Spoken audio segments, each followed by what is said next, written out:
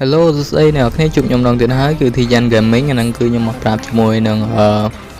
វាថា event ថ្មីហើយនឹង skin ចេញថ្មី Valentina អញ្ចឹងត្រូវជាប់ vote ផងគេអញ្ចឹងណាឥឡូវយើងមកដល់សាច់ការយើងវិញ event ថ្មីគេហ្នឹងរបៀបថាយើងអាចយកពីមុនខ្ញុំអត់ដឹងខ្ញុំអត់បានប្រាប់អ្នកគ្នាឥឡូវខ្ញុំប្រាប់អ្នកគ្នាកន្លែងហ្នឹងរបៀបថាយើងអាចយក skin យើងមកលក់កន្លែងហ្នឹងបានណាប៉ុន្តែបញ្ជាក់អ្នកគ្នាមិនយកមកលក់គេចង់ថា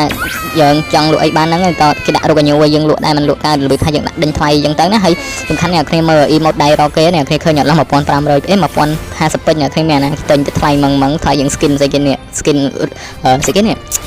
Natalia នេះគ្នាឲ្យលេងងាប់អីត emote នឹងសោះ emote ដៃរកខ្ញុំមានឡើងអស់លេងនឹងឲ្យទិញធ្វើស្អីលោកហើយនិយាយទៅយើងចង់អាហ្នឹងយើងចង់ទិញពីគេក៏បានដែរយើងចូលកន្លែងហ្នឹងហើយយើងរបៀបថាគេដាក់លក់យើងទិញអីចឹងទៅហើយយើងមានរបស់ដែរដាក់ញូកើតយើងយកមកលក់អីចឹងណាហើយសំខាន់ត emote ទៅផ្ទះ emote វាយគេងាប់សោះហើយសុំអីសោះដូចមានអារម្មណ៍ថាដូចថ្លៃមែនវិញចាំមើលខ្ញុំដាក់លក់វិញ skin ខ្ញុំលក់កប់មេបដ ாய் អ្នកគ្នានេះហើយកន្លែងដាក់លក់អ្នកគ្នាខ្ញុំដាក់ skin មួយលក់ 10000 ពេជ្រអីចឹងទៅ skin event មួយអីចឹងណាមិន skin legend ណា skin legend ដាក់ 20000 អីចឹងទៅណាហ៊ានទិញ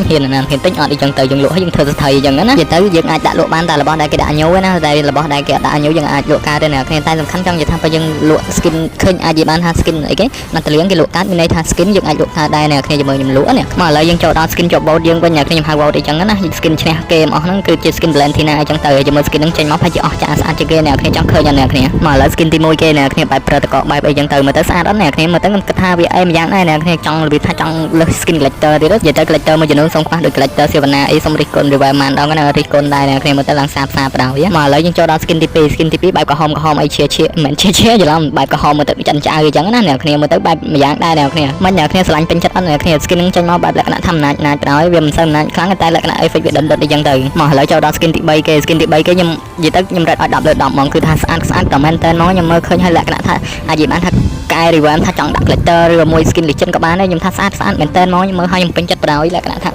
ណាមួយខ្ញុំជាដៃ Valentina ដែរអ្នកហ្នឹងអ្នកគ្នាវីដេអូជិតដល់ទីចប់ហើយអ្នកគ្នាស្រឡាញ់ចូលចិត្ត like ជួយ share ខ្ញុំអ្នកមួយអ្នកគ្នាធ្វើខ្ញុំមានកម្លាំងចិត្តធ្វើ